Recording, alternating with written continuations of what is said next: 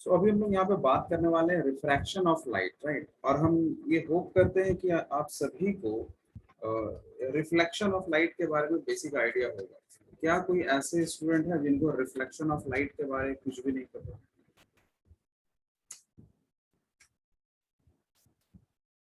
चलिए, इसका मतलब है कि सभी को पता है रिफ्लेक्शन ऑफ लाइट के बारे में, जो क्लास 9 में पढ़ाया गया। तो हम लोग यहाँ पे स्टार्ट करेंगे रिफ्रैक्शन ऑफ लाइट। तो बेसिकली यहाँ पे क्या है ना कि जो भी हम लोग पढ़ने वाले हैं उसका एक ओवरव्यू हम लोग जरूर लेंगे। आप हमेशा याद रखो कि ओवरव्यू बहुत इंपॉर्टेंट है, वो आपको चैप्टर का एक प्रॉपर आइडिया प्रोवाइड करता है। कभी भी पढ़ो, मतलब इवन आप हायर क्लास में भी जाके पढ़ोगे ना, तो आपको पहले आइडिया होना चाहिए कि चैप्टर में क्या क्या टॉपिक्स आपको पढ़ाया जा रहा है। ठीक है, उसका एक ओवरव्यू आपको मिलना बहुत जरूरी है, ताकि आपको पता चले कि हाँ क्या क्या आपको कवर अप करना है। ठीक है, तो बेसिकली यहाँ पे हम लोगों को बात करना है इसे, ये जो रिफ्लेक्शन आप देख रहे हो, ठीक है।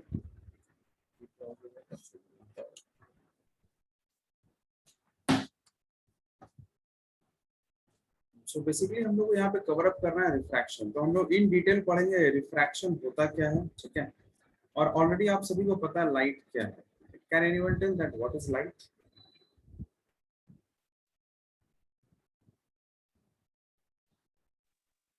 So it is a source of energy which gives a sensation of sight. Okay, anyone else?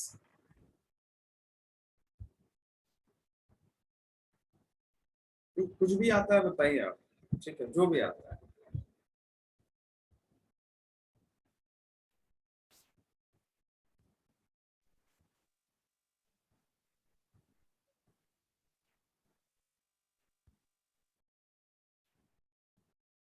चलिए ठीक है, अब हम यहाँ पे बताते हैं लाइट एक्चुअली यहाँ पे है क्या, ठीक है।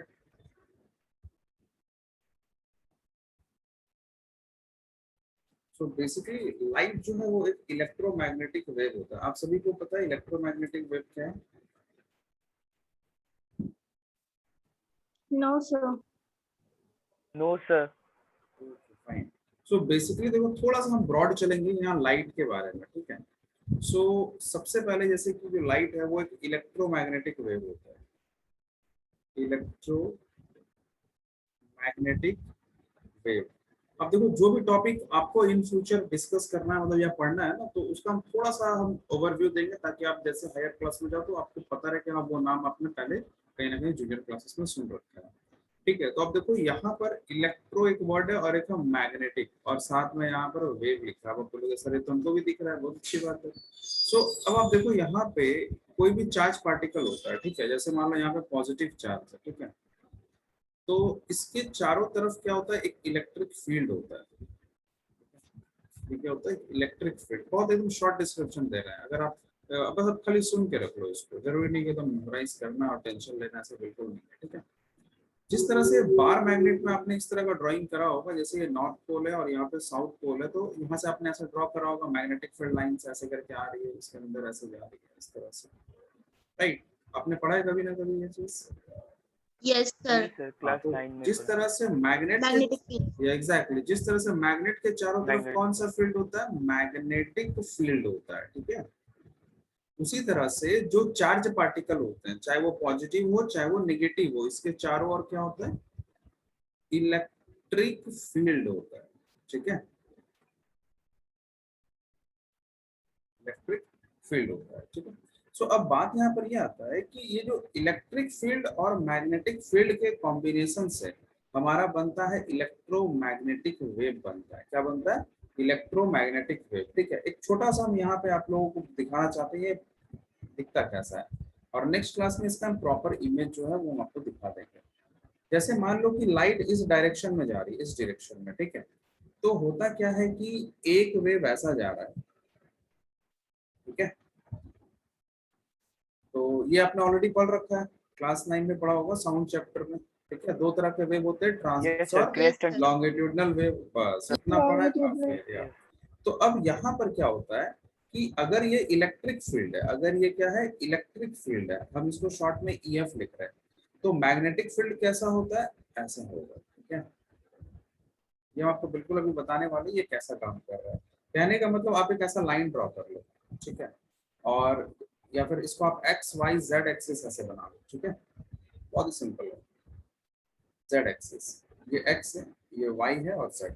अगर हमारा वेव ऐसे करके एक्स एक्सिस पे ऐसे आगे बढ़ रहा है, ठीक है, ये कौन सा प्लेन में है, ये एक्स वाई प्लेन में है, ठीक है, एक्स वाई प्लेन। प्लेन समझ में आता है ना क्या होता है, सरफेस। Yes, ठीक है, sir. तो ये जो आप वेव Horizontal देख रहे हो surface. हम लोगों ने किस पे बनाया है, एक्स एक्सिस और वाई एक्सिस को लेकर के ऐसे करके वेव बना दिया, ठीक है। अब क्या करना है कि अगर आप देखो जेड एक्सिस को हम इधर आगे बढ़ा रहे इस तरफ, ठीक है, अब हमारा जो वेव है वो एक्स एक्सिस पे ही रहेगा। कौन सा वेव, मैग्नेटिक फील्ड वाला, ठीक है, लेकिन ये एक्स जेड प्लेन में रहेगा, एक्स जेड ऐसे करके। क्लियर हो गया बात यहाँ पे? तो ये हमारा हो गया Yes, sir. इलेक्ट्रिक फील्ड और ये हो गया मैग्नेटिक फील्ड। एक्चुअल में लाइट एक इलेक्ट्रोमैग्नेटिक वेव होता है, ठीक है, ये है। अब आप यहाँ पर एक चीज और देख लो, ठीक है, कि अब हम तो ऐसा नहीं चाहेंगे कि ऐसा कभी हो। मैक्सिमम क्या होता है, अगर कभी किसी का बोन ब्रेक करता है तो हम लोग क्या करते हैं, डॉक्टर के पास जाते हैं, बोलता है भाई बोन ब्रेक हो गया, वो भेजता है क्या करने, एक्सरे करने, ठीक है, क्या बोलता है, एक्सरे करने। नाम सुना है आप सभी ने? Yes, sir. Yes, हाँ। sir. Yes, Yes, sir. sir. और अगर आप लोगों ने डिस्कवरी देखा है भाई, जैसे मेरा बचपन तो डिस्कवरी में बहुत गया है, ठीक है, डिस्कवरी नेशनल ज्योग्राफिक चैनल, तो उस पर देखता था बहुत, ठीक है। तो उस पे इंफ्रारेड, जैसे कि जो एनिमल्स है वो इंफ्रारेड रेज में वो किसी भी चीज को देख किडनी पाते हैं स्टोन ब्रेक करने के लिए होता एग्जैक्टली। और यहाँ पे एक आता है इंफ्रारेड, राइट, इंफ्रारेड, ठीक है। और कुछ नाम सुना है आपने, गामा रे, है. Yes, sir. Yes, Yes, sir. sir. Ultra Yes, violet sir. Ray, ultra violet ray, Yes, sir. है ना? इसके Yes, बाद sir. Radio wave, radio wave जो भी Yes, वो sir. एफएम वगैरह चलता है ना, वो रेडियो वेव पे चलता है, ठीक है, बहुत ही सिंपल सी चीज है यहाँ पर। और हमारा ओजोन लेयर जो है वो यूवी रे को प्रोटेक्ट The करता cosmic ray. है।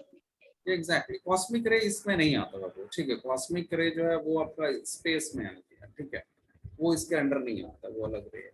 Okay, sir. वो कॉस्मोलॉजी बोलकर एक सेक्शन है, उसमें हम लोग पढ़ते हैं। तो बेसिकली क्या होता है कि एक इलेक्ट्रोमैग्नेटिक वेव होता है, क्या होता है, इलेक्ट्रोमैग्नेटिक वेव है, ठीक है। अब उसी के अंदर में ये सब आता है, ठीक है। सबसे ज्यादा एनर्जी वाला रे कौन सा है, ये अल्ट्रा वायलेट है, ठीक है।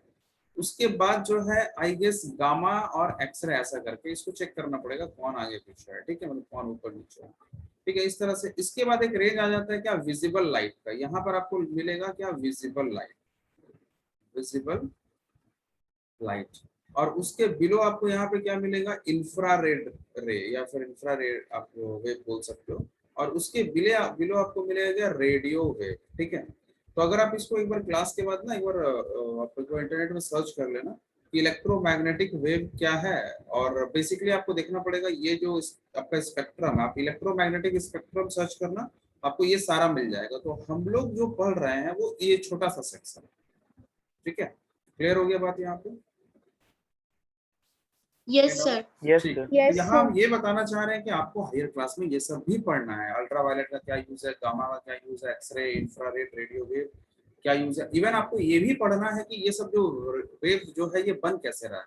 हम लोग जाते हैं लैब में और भाई बोलते हैं एक्सरे कर दो, वो मशीन लगाता है, वो एक्सरे हो जाता है तुरंत, और हमको पता चलता है कहाँ पे फ्रैक्चर हुआ है। तो भाई वो एक्सरेज जो प्रोड्यूस हुआ वो कैसे हुआ, ये एग्जैक्टली पढ़ना है। मतलब 12th क्लास बहुत इंटरेस्टिंग आपका रहेगा, ठीक है। तो ये हो गया। तो हम लोग बात करते हैं यहाँ पे रिफ्रैक्शन के बारे में, और हमारा जो भी कोर्स से रिलेटेड टॉपिक है उसको हम लोग फिलहाल अभी कंप्लीट करने वाले हैं, ठीक है। सो बेसिकली रिफ्रैक्शन क्या होता है, bending of light when light passes from one medium to another medium, ठीक है। अब हम लोग डायरेक्टली चलते हैं, जो भी हमारा कोर्स है उस पर हम लोग फोकस करेंगे। सपोज दैट यहाँ पर हमारे पास एक कंटेनर, और कंटेनर में पूरा हम लोगों ने किसी लिक्विड को फिल कर रखा है, मान लो भाई वाटर फिल कर रखा है, ठीक है, और ये एयर है एंड दिस इज वाटर, ठीक है।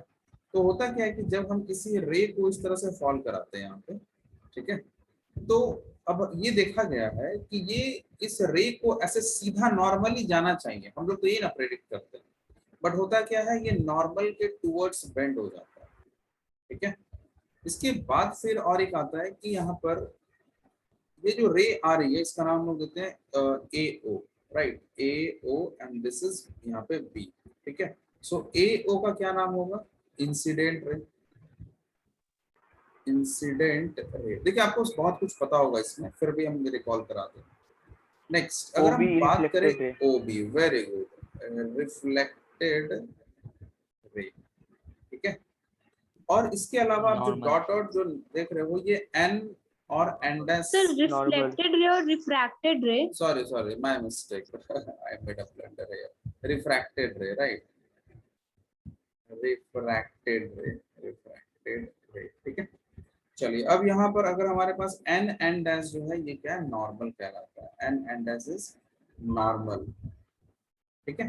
अब बात ये आती है, देखो यहाँ पे इंसिडेंट ये नॉर्मल के साथ जो एंगल बनाएगा उसे हम कहते हैं आई, और ये रिफ्लेक्टेड रे नॉर्मल के साथ जो एंगल बनाएगा वो हो गया R. So angle A O N is equals angle I, इसे हम क्या नाम देंगे? इंसिडेंट एंगल, ठीक है। या फिर इसको Angle हम of कह incidence. सकते हैं angle of incidence, very good, angle of incidence, ठीक है। और आर जो है that is angle B O and S, ये है angle R, NOB. Angle NOB. Exactly. So ये हो जाएगा रिफ्रैक्टेड, रिफ्रैक्टेड एंगल, ठीक है।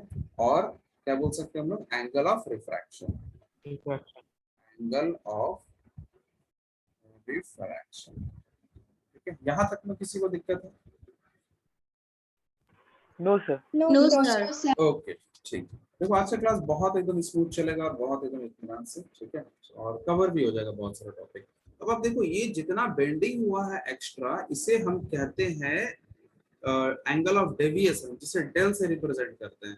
भाई जैसे आप लोग 8 लिखते हो ना, वैसे ही लिखना है, लेकिन ये पोर्शन को हटा देना, ये ऐसा आप 8 लिखोगे बस ऐसा टाइप से, ठीक है।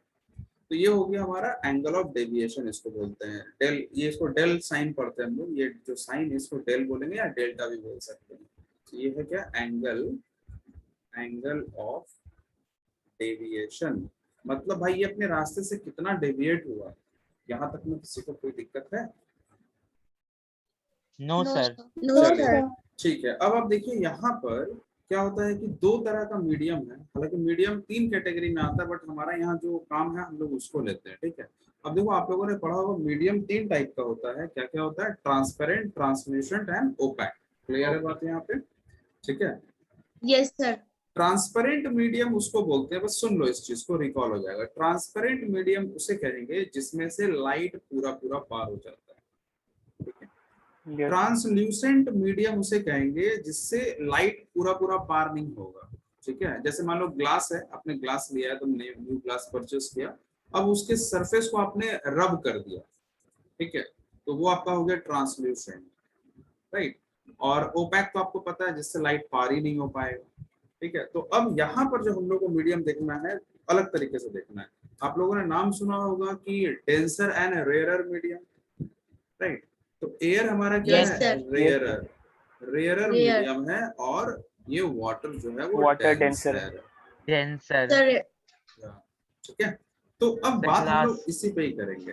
हाँ, ग्लास भी आपका डेंसर हो गया, तो ये रेयरर और डेंसर की बात आती है। अब आप ये बताओ कि एंगल आई बड़ा है या एंगल आर बड़ा? Sir, angle I. Sir, angle angle I. Angle Sir, I दोनों same Angle है. I. No no, Sir, angle I. दोनों सेम नहीं है बाबू। देखो यहाँ पे सभी को एंगल आई किसके बराबर लिख सकते हैं? आर प्लस डेल्टा के बराबर लिख सकते हैं। यहाँ तक में कोई दिक्कत है डायग्राम से? No, sir. हाँ, तो ये जो कंडीशन है, अगर मान लो कभी पूछ लिया जाए कि रिफ्रैक्शन ऑफ लाइट हो रहा है और I is greater than I R, तो आप बता सकते हो, आपको पूछा जाएगा कि भाई लाइट रेयरर से डेंसर जा रही है या डेंसर से रेयरर आ रही है, तो आप यहाँ पे बता सकते हो कि light is travelling from rarer Sir, R medium to refraction denote कर रहा है. Angle of refraction, Yes, sir. Yes. ये स्मॉल आर, ठीक है। और कभी भी कैपिटल आर लिखे तो आप समझ लेना रेयरर मीडियम की बात कर रहे हैं, ठीक है। तो लाइट जो है रेयरर से कहाँ जा रही है? डेंसर मीडियम की ओर जा रही है, ठीक है। अब यहाँ पर क्या होता है, थोड़ा सा हम लोग देखते हैं दूसरा केस, केस नंबर 2। यहाँ तक में किसी को कोई दिक्कत है? No, sir. No, sir. Okay fine. No, sir. सो अब हम लोग यहाँ पर थोड़ा स्पेस का दिक्कत है तो हम लोग यहाँ पे थोड़ा डिस्कस कर लेंगे। अब जैसे मान लो कि हमारे पास ये कंटेनर है और कुछ इस तरह से, और यहाँ से यहाँ पे हम लोगों ने एक सोर्स ऑफ लाइट रखा है, ठीक है। तो अब होता क्या है कि अगर रे ऑफ लाइट ऐसे जा रही है तो नॉर्मली इसे क्या होना चाहिए, ऐसे करके सीधा जाना चाहिए, नॉर्मली ऐसे ही होता है। लेकिन ये देखा गया कि भाई इस सरफेस पे टकराने के बाद ये अवे फ्रॉम द नॉर्मल चले गया कुछ इस तरह से। तो आप देखो इसका नोमेनक्लेचर उसी पैटर्न पे करते हैं, A O and this is B, और यहाँ पर N and this is N dash. I क्या हो जाएगा, ए ओ इस एन के साथ जो है एन एन डैश के साथ जो बनाएगा दैट इज आई, और आर क्या हो जाएगा, ये पूरा एंगल हो गया आर। क्लियर है बात यहाँ पे। अब डेविएशन कितना हुआ है, एक्स्ट्रा कितना प्रोड्यूस हुआ है, डेविएशन क्या होगा बता सकते हो इस पर? Anyone? The BO and then this AO line. ये जो आप देख रहे हो ना, ये पोस्ट, ये इसका डेविएशन, ठीक है। कहने का मतलब भाई रे आपका सीधा जा रहा था, मान लो ऐसे करके, ठीक है। अब एग्जांपल के तौर पे सपोज दैट आप मान लो ये 30 डिग्री है, हालांकि है उससे ज्यादा है, ठीक है, ये भी 30 डिग्री है मैथमेटिक्स के हिसाब से, मतलब रे डायग्राम के हिसाब से, लेकिन ये रे इधर बेंड हो गया इस तरह। अब मान लो भाई ये 20 डिग्री है, तो टोटल कितना हो गया, 50 हो गया। तो 50 यहाँ पे 50 आर है डिग्री। और 30 आपका हो गया आई, और ये जो 20 आप देख रहे हो ना, ये एक्स्ट्रा बेंड हुआ है ना, ये डेविएट तो 20 से हुआ है। क्लियर है? Okay, sir. Yes, sir. Yes, sir. 20 degree जाता है। मतलब क्लियर होना चाहिए, नहीं हो रहा तो फिर आप बोलो एक बार और बता देते हैं। क्लियर है सभी को? Say it one more time. One more sir एक और बार बता दीजिए। ओके ओके श्योर, ठीक। एक बार फिर से। बिल्कुल बिल्कुल। डेविएशन का मतलब क्या होता है, अपने रास्ते से कितना वो भटका है, अपने रास्ते से कितना वो भटका है, ठीक है, मतलब कितना बेंड हुआ, आपको बेंडिंग देखना है उसके ओरिजिनल पाथ से। ये आपका सरफेस था, एक रे ऑफ लाइट ऐसे करके सीधा जा रहा था और इसको जाना चाहिए था कुछ ऐसे ही, ठीक है।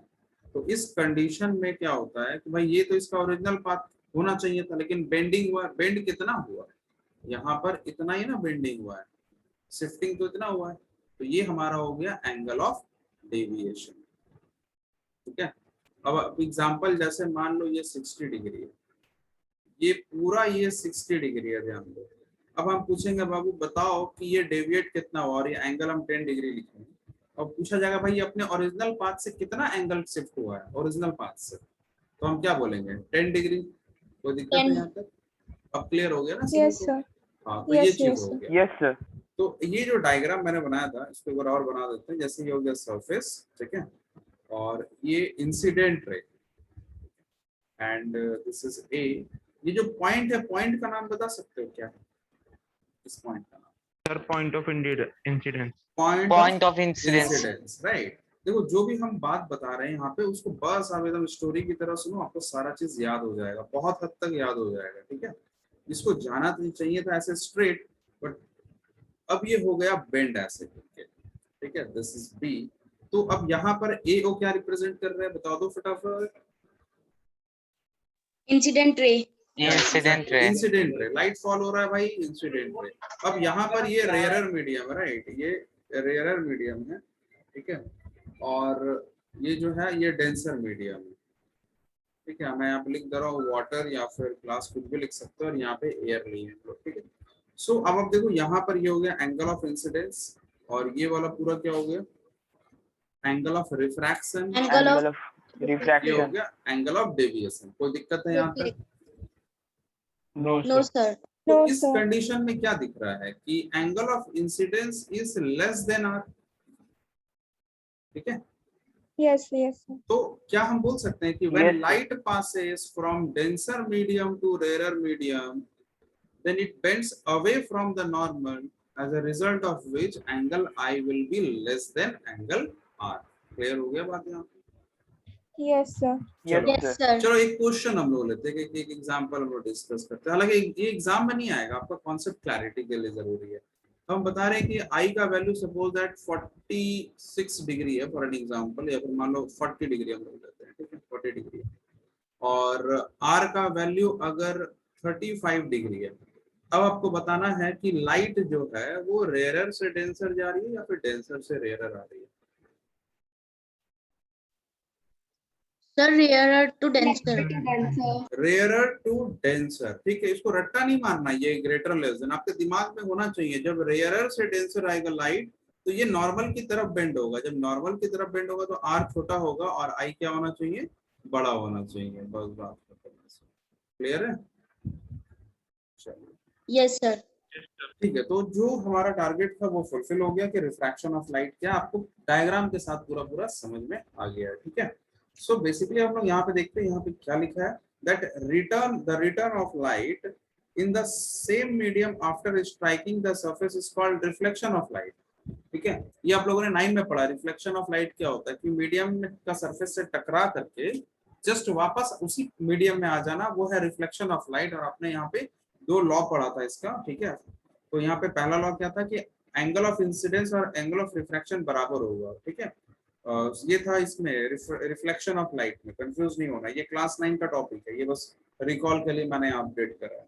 That is the angle of reflection is equal to the angle of incidence. इसके अलावा incident ray, normal and at the point of incidence and reflected, ये सभी सेम प्लेन में लाई करता है। ये आपका कौन सा लॉ था भाई, मतलब ये रिफ्लेक्शन ऑफ लाइट, ठीक है। तो अब हम लोग को जो अभी पढ़ना है फिलहाल रिफ्रैक्शन ऑफ लाइट, ठीक है।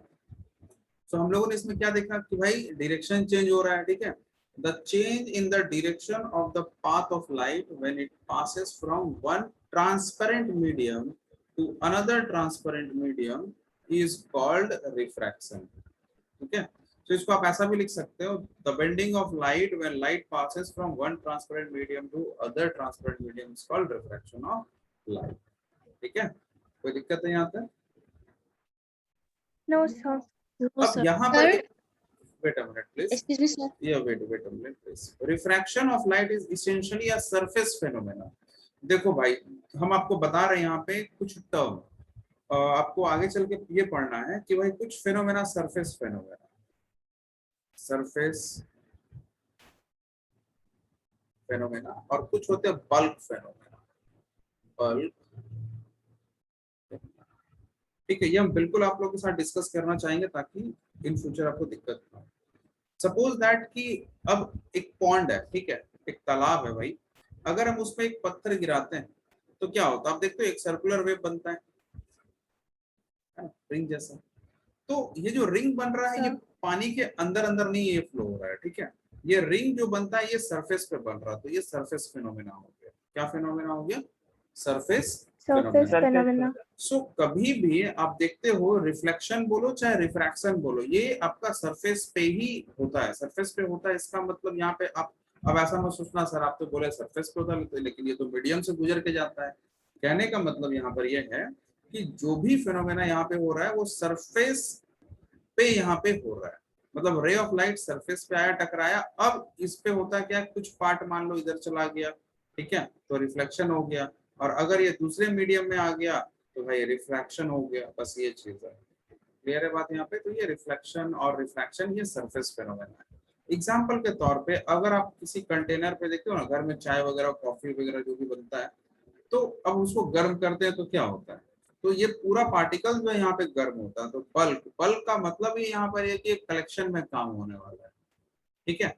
अब इसके अलावा अगर मान लो कि एग्जाम्पल के तौर पे, ठीक है, अगर हम यहाँ पर ये सरफेस पे कुछ अगर हम चेंजेस करना चाह रहे हैं या कुछ भी इवेंट हमको दिख रहा है तो वो सरफेस फेनोमेना है। क्या फेनोमेना है? Surface phenomena. एग्जाम्पल के तौर पे सरफेस फेनोमेना, हाँ एक एग्जाम्पल दे रहे हैं, ठीक है, वो एग्जैक्टली आप उसको समझ सकते हो, सरफेस फेनोमेना, ठीक है। अब आप लोगों ने देखा है कभी कभी ऐसा होता है कि भाई जमीन में जैसे पानी गिरा हुआ है, ठीक है, ये वाटर है और इसमें हम लोगों ने थोड़ा सा ऑयल डाल दिया। क्या डाल दिया? ऑयल। तो आप देखते हो मल्टीपल कलर्स में दिखता है हमको यहाँ पे, कुछ लाइनिंग्स, कभी कभी रिंग Yes, जैसा sir. दिखने हाँ लगता सर है। रेनबो के जैसा दिखता Yes, Yes, sir. sir. Rainbow color. हाँ, तो ये जो है ये बड़ा इंटरेस्टिंग फेनोमेना। अगेन मैं बोलूंगा क्लास 12th में आप लोग को ना एक चैप्टर पढ़ना ऑप्टिक्स, उसमें आने वाला, बहुत इंटरेस्टिंग है ये, ठीक है। सो अब बात यहाँ पर ये आती है, वहां आपको बताया जाएगा कि ऐसा हो क्यों रहा है, एकदम बेसिक एकदम ग्राउंड रियलिटी बताया जाएगा ऐसा क्या वेरिएशन आ रहा है इसमें, ठीक है। तो अब हम क्या देखते हैं कि ये जो भी ऑयल है ये सरफेस पे यहाँ पर फ्लो कर रही है और ये कहीं ना कहीं सरफेस फिनोमेना है क्योंकि सरफेस पे दिख रहा है। कभी कभी आपने ये भी देखा होगा, एक आप लोगों को देखते हैं क्या, एक बबल है मान लो, ठीक है, एक क्या भाई बबल है जो एयर में फ्लो कर रहा है। समटाइम्स वो आता है ना, जैसे हमारे यहाँ पे एक मेला वगैरह लगता है, ठीक है। हाँ तो सर, उसका भी कलर वो रेनबो जैसा ही होता है, हाँ उसका भी यस कलर सर, आ उसका भी जाता होता है, लाइट में दिखता है। बस सरफेस लाइट में दिखता है, यस सर। एग्जैक्टली। तो सरफेस फिनोमेना का मीनिंग आप क्या समझ रहे हो कि वो कोई भी इवेंट होगा, कोई भी फिनोमेना होगा या इफेक्ट होगा वो सरफेस में होगा, और बल्क में क्या सरफेस होगा, पे पूरे बॉडी में होगा। क्लियर हो गया बात यहाँ पूरे बॉडी। पर? Yes, sir. चलिए ठीक है। ये जो वर्ड Yes, है, sir. ये जो वर्ड है ये आपको हायर क्लास में हेल्प करेगा, अभी इसका कोई है मतलब यूज आपको नहीं मिलने वाला है, ठीक है। सो बेसिकली रिफ्रैक्शन क्या है भाई, रिफ्रैक्शन क्या, bending of light when it passes from one medium to another medium. कैसा मीडियम भाई, ट्रांसपेरेंट मीडियम। सो अब आप देखो यहाँ पर क्या होता है, इन रियल लाइफ क्या है ना कि कोई भी एक इवेंट एक बार में नहीं होता, मल्टीपल इवेंट होता है। जैसे क्या होता है कि मान लो हम लोग यहाँ पर वाटर रखे हुए हैं, ठीक है, ये वाटर का सरफेस है। अगर हम यहाँ से अगर टॉर्च, ठीक है, हमारी डायग्राम बहुत अच्छी नहीं है, ऐसे मान लो रे ऑफ लाइट यहाँ पे बहुत सारा आ रहा है, ठीक है। तो अब होता क्या है कि हम लोग ये देख पाते हैं कि कुछ लाइट जो है हमको ऐसे अंदर जाते हुए दिख रहा है, ठीक है, और कुछ लाइट जो ऐसे रिफ्लेक्ट होते हुए दिखता है। ये इन रियलिटी होता ही है कि जो भी लाइट हम फॉल करा रहे हैं उसका कुछ पार्ट जो है रिफ्लेक्ट होता है और कुछ पार्ट क्या होता है, रिफ्रैक्ट हो जाता है। तो अभी जो हम लोगों को पढ़ना है, रिफ्रैक्शन पढ़ना है, तो जब भी हम लोग इन फ्यूचर डायग्राम बनाएंगे तो ये रिफ्लेक्टेड रे को नहीं ड्रॉ करने वाले, हम लोग सिर्फ ये रिफ्रैक्टेड रे को ड्रॉ करेंगे जो कि दूसरे मीडियम में बन रहा है, ठीक है। लेकिन आपको याद रखना है हमेशा माइंड में कि इन रियल लाइफ ये दोनों इवेंट साथ में होता है, डिपेंड करता है सरफेस के फिनिशिंग पे, सरफेस कैसा है, ठीक है, और लाइट एक मीडियम से दूसरे में जा पा रही है या उस पर डिपेंड करता है, ठीक है। और अब हम लोग यहाँ पे देखते हैं, ये डायग्राम ऑलरेडी आप देख लो, ये एस डैश क्या है, एक सरफेस है, ठीक है। आप देखो यहाँ पे मीडियम 1 लिखा हुआ है और यहाँ पे मीडियम 2 लिखा हुआ है। तो मीडियम 1 क्या है, एयर है जो कि रेयरर है और ग्लास डेंसर है। इंसिडेंट रे, ठीक है, तो एक तो हो गया रिफ्लेक्टेड रे और दूसरा क्या हो गया, रिफ्रैक्टेड रे, ठीक है। तो यहाँ पर ये आप जो देख रहे हो आर, अब आपको कंफ्यूज नहीं होना है कि सर रिफ्लेक्शन में तो हम लोगों ने पढ़ लिया था आई बराबर आर, यहाँ आप बता रहे हैं आई बराबर हो गई नहीं आर का, ठीक है। क्या दूसरा नोटेशन यूज करने वाले हैं हम लोग? नहीं, बिल्कुल भी नहीं, यहाँ भी वही आर हम लोग यूज करने वाले हैं, स्मॉल आर ही यूज करेंगे। कोई दिक्कत है यहाँ पे? सर आर डैश यूज कर सकते हैं? देखो बाबू, बुक फॉलो कर लो, बेटर रहेगा। एक एग्जांपल देते हैं, आप लोगों को। जैसे मान लो आप लोगों ने पढ़ा है कि एक्सेलरेशन इज इक्वल्स क्या पढ़ा है, v minus you upon T, ठीक है। तो हमारी एक स्टूडेंट है तो वो इसी ग्रुप में ही है, तो उनको मैं पढ़ा रहा था रिटार्डेशन का topic, and see where familiar with that retardation. जब भी बात आता है तो रिटार्डेशन के लिए कुछ ऐसा फॉर्मूला हम लोग लिखते थे, ठीक है, जो कि सही भी है, गलत नहीं है, ठीक है। लेकिन क्या है कि जब ये मैंने तो उसे सजेस्ट कर दिया कि भाई आप यूज कर लो, क्योंकि आपको ना आंसर गलत आने वाला है, ना आपको इसका ऐसा भी नहीं है कि आपको मिस इंटरप्रेट करके देगा, वैल्यू बिल्कुल सही आएगा, सारा चीज सही आएगा। लेकिन अब जैसे ये उन्होंने भाई अपने स्कूल के टीचर से कंसल्ट करा, तो फिर सजेशन ये मिला कि don't use this formula, use this, but दोनों का मीनिंग तो सेम ही है, ठीक है। तो ये चीज है, तो आपको वही, या एग्जैक्टली, तो ये स्टोरी सुनाने का मतलब ये है कि आप वही नोटेशन फॉलो करो जो बुक में दिया है, बिकॉज टीचर आर फैमिलियर, ठीक है, विद दोस नोटेशन, और पता है कि बच्चे भी वही लिखेंगे, तो अननेसेसरी भाई इतना पंगा नहीं लेने का, ठीक है। सो ये चीज है। तो चलिए हम लोग आगे बढ़ते हैं नेक्स्ट।